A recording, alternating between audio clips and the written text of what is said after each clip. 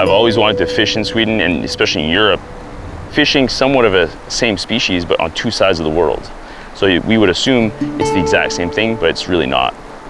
Exploring Sweden, my friends, is something kind of new and the same time. We've done a lot of trips before, we fished together a lot, but we've never really explored and gone outside of our country or explored the world.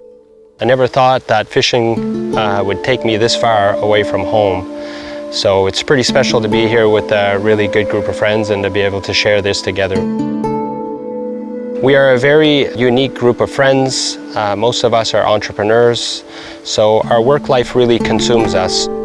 Derek and I are really good friends. We spend lots of time together back home. He's in his laptop at every moment that he has, so I really push him hard to step away and to get moving and to get out in nature, because this is where he's the happiest, and I like to see him like that. So I think I'm his little driving force to get him away from his work for a few hours. I like challenges, I like to push myself. I kind of tend to want to push things to the limit, and sometimes I push it a bit too far. And trips like these, I feel give me a break and a disconnect from that life. Progress is on the other side of fear and stress, and that's what I hope to find on this trip. We're hoping to really connect with a lot of, obviously, local fishing guides, which is their huge passion. Also looking to connect with locals that have different, whether it be passions or activities, really looking to understand a bit more the local cultural and background. Don't really have expectations, but by not knowing, I don't know what I'm going to find.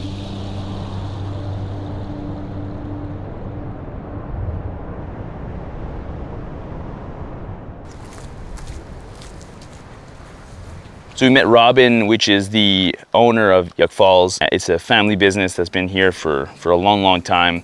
They've got deep roots in the community and the river. We had a chance to chat. He gave us some insights, but we're looking forward to fishing with him, and it looks like he's going to be able to take some time away from his busy schedule and join us. After I've been traveling a lot, I noticed that it's not better anywhere else. The best place on earth is in Yuck Falls, I think, and the most beautiful place as well. Yuck Falls is unique because of its waterfall and hard current, and they're quite big salmons. The average size is around 9 kilos. A little rain, but better than we thought. Definitely super excited to be here on the hunt for Baltic salmon, but also just grateful. These boys have been fishing their whole life. I joined just a few years ago. It just so happened that ended up being neighbors with Simon. They introduced me to not just fishing, but specifically fly fishing. Learning how to fly fish was a game changer at first, and now it's become life-changing for me. And it came at a time in my life when I really needed it. I was going through a lot of stress at work.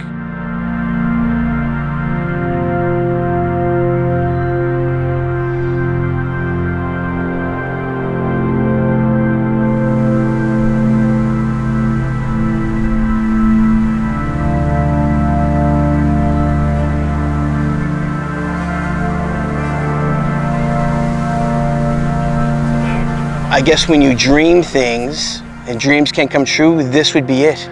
My dream has become reality. Taking a lot of work, a lot of time. We talk about balance. There's making money, but as you get older, it's making time. You can't buy time. And that is something that, again, your time becomes a valuable commodity, and you want to fill that time with the most enriching experiences possible.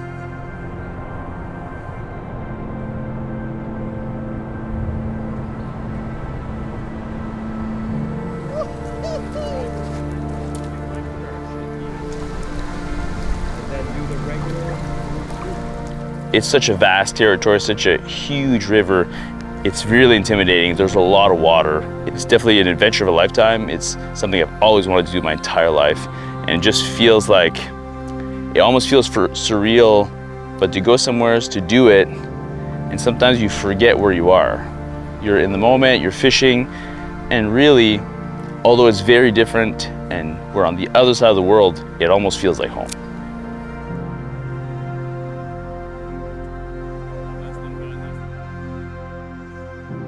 Our assumption would be this would be perfect conditions, but quite the opposite. In speaking with a lot of different locals and our guides and our friends, they explained to us that it's been a really challenging year all around, whether in all the fisheries, the rivers, and also the ocean. And they've really been having a hard time. Yeah, I think the plan is, we've been fishing a couple days here, so I think we want a new change. So we'll go to a smaller river, slower water. The rivers are supposed to run cold, and we get here and it's 28 degrees, major heat wave going on, hard fishing conditions, low water, warm water. It's an eye-opener to tell everybody it's happening everywhere on the planet, and we need to do something about it.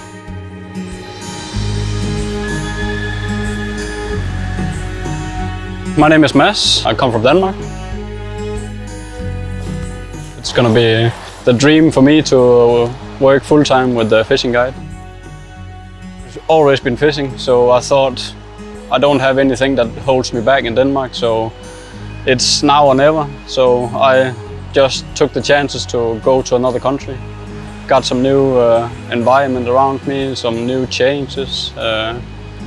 I wanted to try something totally different. 18.7. The challenge have done a lot for me personally. It had developed me a lot as a person to get more self-control over my life.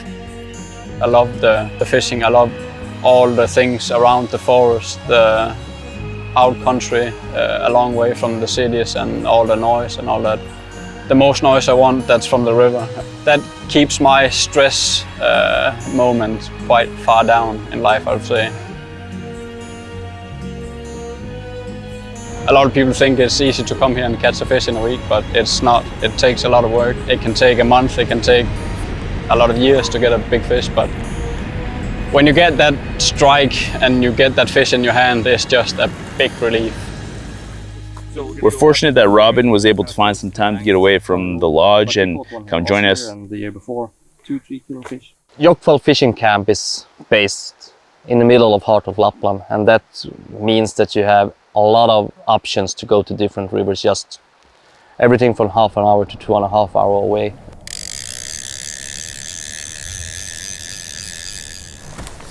So boys, Any luck? no, pretty slow. It is, like it has been the whole season. All the rivers or just this river? I would say, love to say just this river, but it's the whole Scandinavia has been, to be honest, crap. Oh no. And we doesn't really know why, but I think it's a lot of problems that's to blame. Yeah. Overfishing in the sea, fishing for herring and so on, taking away the food, global warming, lack of water.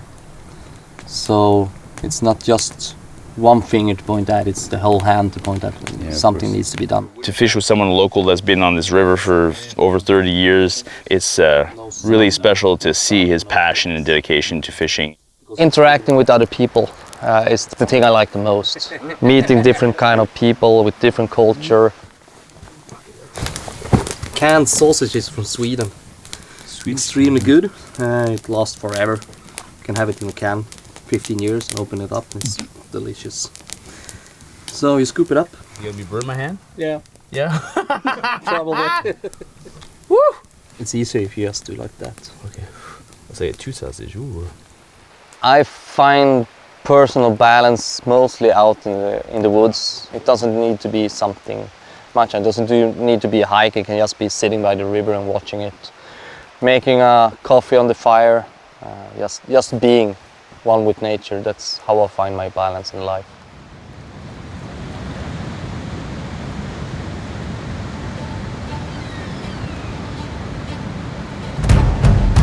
The thrill about salmon fishing is you never know when it's going to bite. And I didn't have any high expectation at all, but suddenly it was there.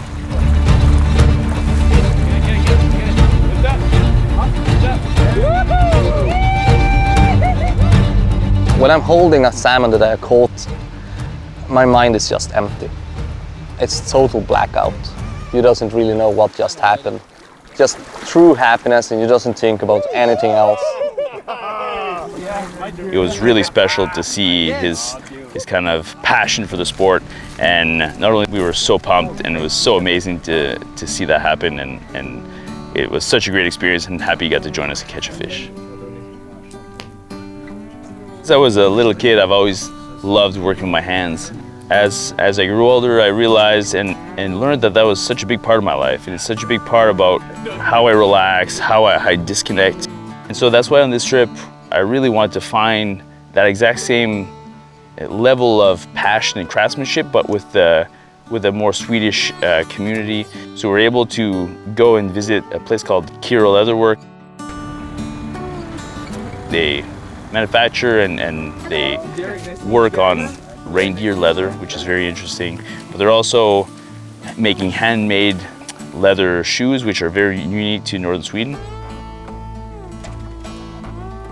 We invented this piece, and we wanted to make a nice high-end leather holder for our beers when we're fishing.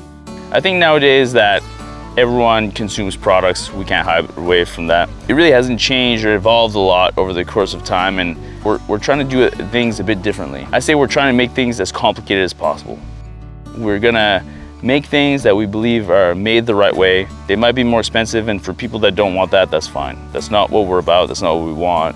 We want to create things with a story, create things that were touched by a human person, that really have numerous elements of passion, whether it be in the craftsmanship, the product, even just the visuals and the essence and love behind it. I think that stuff is really important, and that's where products really make a difference in our lives.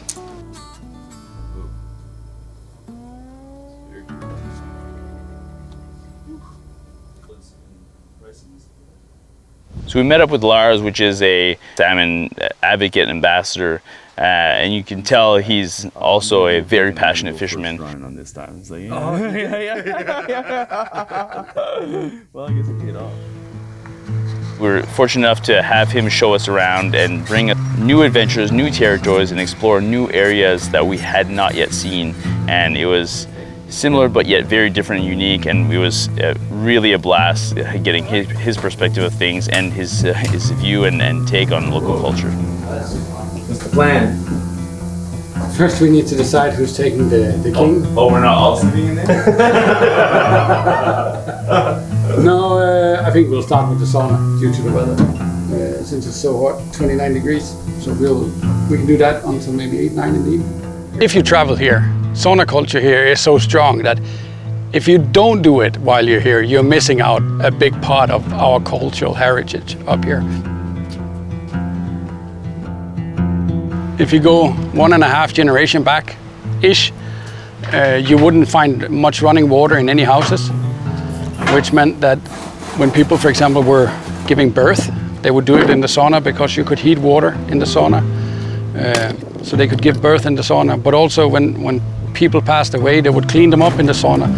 So historically, you can say life started and ended in the sauna. I think sauna is as close to yoga you can get without stretching on a mat. You heat up your body to high temperatures, you go out and you take a dip in cold water in the river, you expand your blood vessels, you feel better, you get adrenaline, dopamine. It's fantastic for you.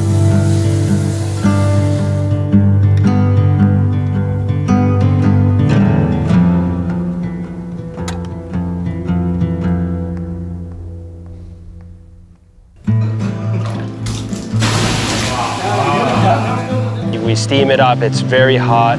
We come out, we run to the river, we float in the river, which was really cool.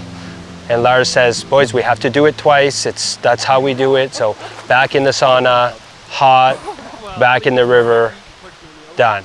Let's go fishing! Yeah! Woo! After we kind of rejuvenated, we felt fresh, we felt full of energy. So then it was time to go fishing. We had the perfect timing, the perfect evening for it. Very long. We were following Lars, and it was very high pace. We were definitely in search of something. We didn't know what it was, but I think he clearly knew. But we kept bouncing from pool to pool. It was clear after a few spots that water was an issue, both in height and in temperature. The water level here has been at its lowest I've seen in 20 years for 4 weeks. Lars finally found us a really nice pool. The flow was perfect. Seemed like everything was exactly what it needed to be. As we were fishing though, this huge thunderstorm rolled in. But luckily, Lars had a plan B and he brought us to a very interesting place after our fishing experience. I don't know when we'll get together then. You know it'll be a good time then.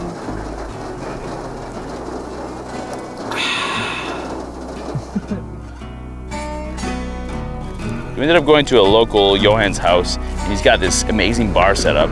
So we ended up spending pretty much the entire night there, just listening to stories, laughing. When we left there, we were so pumped and so happy. We just knew we needed to know more about this guy. So the next day, we wanted to make sure we could go visit him again and learn more about his story.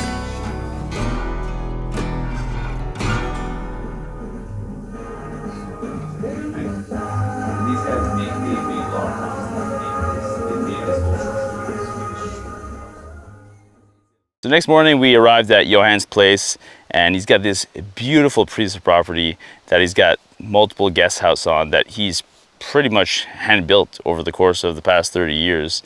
One of the big things I've seen from Johan is that the act of doing something with his hands, all his interesting projects, that's essentially how I live my life. And I've been judged and sometimes criticized a lot for having too much on my plate or doing too many things. But I really learned that for him, that is a big piece of for his mental health, or what creates him as an individual. And I really feel that that really connected with me, and it was a really special moment. I'll remember Johan for the rest of my life.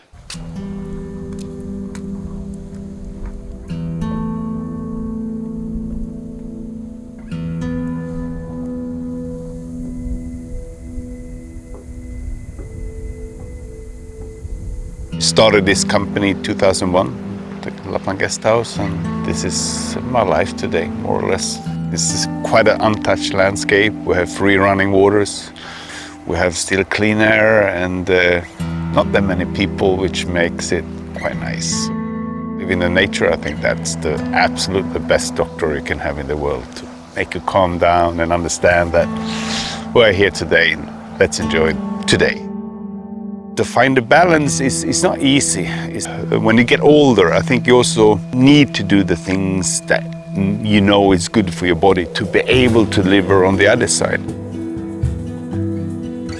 Sometimes I say it's like walking on the edge of a knife, on the sharp side. And you need to be so focused so you don't step wrong, because it's gonna fucking hurt you. Whether he's building a cabin or making a custom knife, I think it brings his mind and his heart to a specific place, but it made me realize that I do that too, and it's okay to do that. It's okay to feel those feelings and those emotions at that time, and to let your mind kind of disappear in that space of creativity, passion.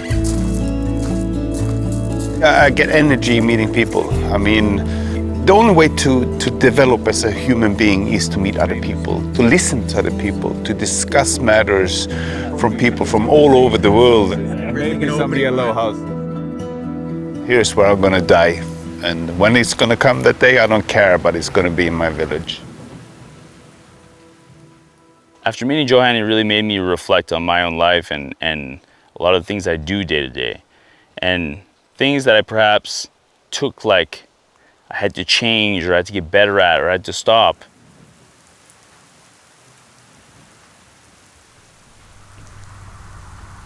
We ended up returning to some of the pools we thought would be promising and thought we could really have some luck in.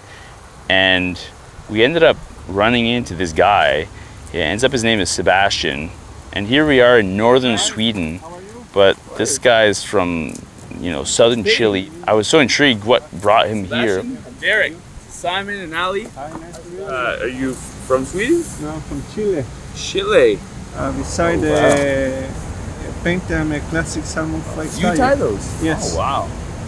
I tie them in hand and on the vise. Oh, wow. In this case, are in the vise. The vise? But I do also the old ones with the silver. Yeah, they're beautiful.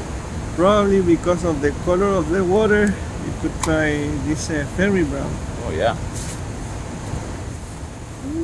Not too big. So this is the one, huh? Is this Maybe. the one? It has some, it has some orange. Smell that, smell that. Fish. Smells fishy, huh? Oh. Nice. So hopefully you catch Thank you, my your friend. bass. Oh. For already 3 months I have been traveling through Scandinavia, which many of the rivers I have never fished before.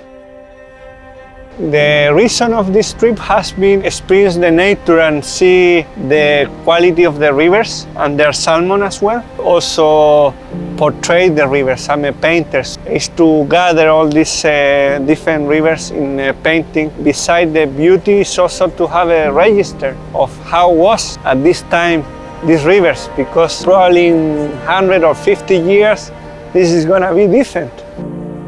Salmon is a special species that we should take care no matter what, because this fish is quite mistreated nowadays. Painting and fishing blends pretty well because I think it's an activity that has the ingredient of curiosity, because it's a never-ending discovering. And also on the way you learn about yourself.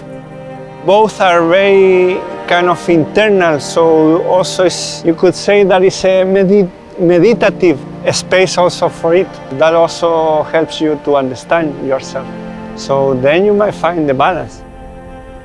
Fishing, I think, in my case, has been keep me alive. Nowadays we live in a world where we have to produce, we have to report, you know, what we do and what we are, and in certain way pretty much everything gets placed in a box. This is not about producing, like making man, things that you can measure. There are few people probably that they are willing to throw the dice and play the game to maybe on the way lose things, but also gain other stuff. It's like a story that you are writing yourself and has chapters, of course, and changes. So far for me has been interesting. I really don't have a clue if I'm really nailing it or not, because that's gonna be maybe when I look back at the end of my chapter or my life. But now I'm in the halfway of the story, so I just look forward.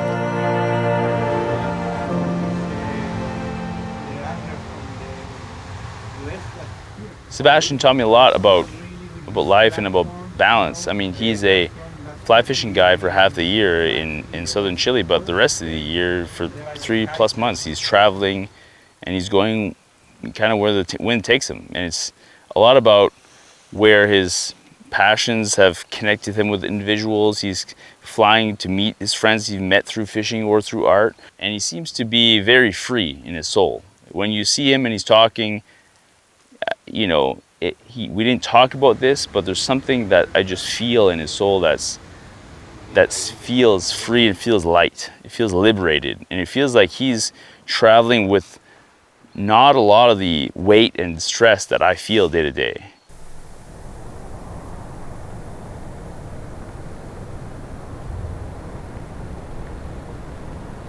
Of course, we wanted to catch fish. We came across the world to go fishing. But at the end of the day, we're here to relax. We're here to let go and here to like unwind. And there's this huge, you know, pressure as always is that we self-impose to catch fish, but we really want to also experience things and meet new people. In the end, we decided we just need to unwind and relax a bit. We ended up going on this amazing experience to a place called Huva Hideaway. We thought it was just gonna be a culinary experience. It sounded unique, but we walked away with what feels like friends for life. My name is Pia Huva and I'm married to Henry. And we live in this little village. We're 23 people living in LIGA, Huva Bar and Restaurant. It's the world's biggest outdoor bar and restaurant in the world. It's so nice because when guests come, we can offer them pure nature, clean air, and all our good produce, and we can show them how we eat and live and how we cook. We have reindeers and moose meat, and we have fish from the lake. Also, we tell about history from the Sami people, the indigenous people in Sweden, Norway, Finland and Russia. Having some native heritage in Canada and being able to meet Henry and him showing us his flag and his family crest and colors, and to see how proud he is to wear that, it was very touching to me. If we don't have any guests, we do the same thing. We go to the forest, we pick some berries, make a fire, boil a coffee, smoke a smoke. When I'm working here, it's not work, it's like when I'm with people here, I am relaxed, I'm not stressed. I have been working in factories, I have been working as a teacher. I can breathe and I can feel that my life has a purpose. When you find that type of balance, you don't actually have no problem. I have different businesses since I was like 25 years old, and I had like 20 people employed, so I know that you can be very stressed. There are so many small things that we have here that I understand through our guests that we are lucky to have. Living here, it fills up my energy. I feel like this is the best place to be. I think you get more happy if you have friends, family, if you have time. I think time is the most precious. To find a balance in your life, I think you need to go back to understand your own core or your own values. It's really important to meet new people and experience different things. And for us and for this whole project and what we want to accomplish in LIGA is to learn and experience new ways that people find balance in life. And we're so fortunate to have had these experiences and learn from everyone we met along the way. What I've realized is that this is a never-ending search, and all I need to do is continue the journey. To see how they live, I think maybe it will help me find balance and to realize that we don't need more and more. Be with what we have and to be proud of what we have and we've built.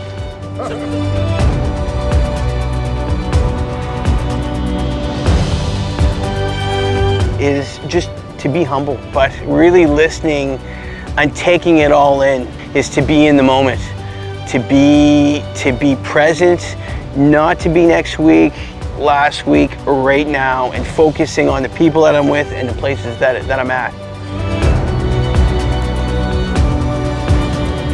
Culturally, it's been so enriching, learning about how people live and learning about how important it is to appreciate the simple things in life. We're all humans. We live on one fragile planet. We need to start making changes. People say it's too late. Be the change that you want to see in the world. Make it happen, one person at a time.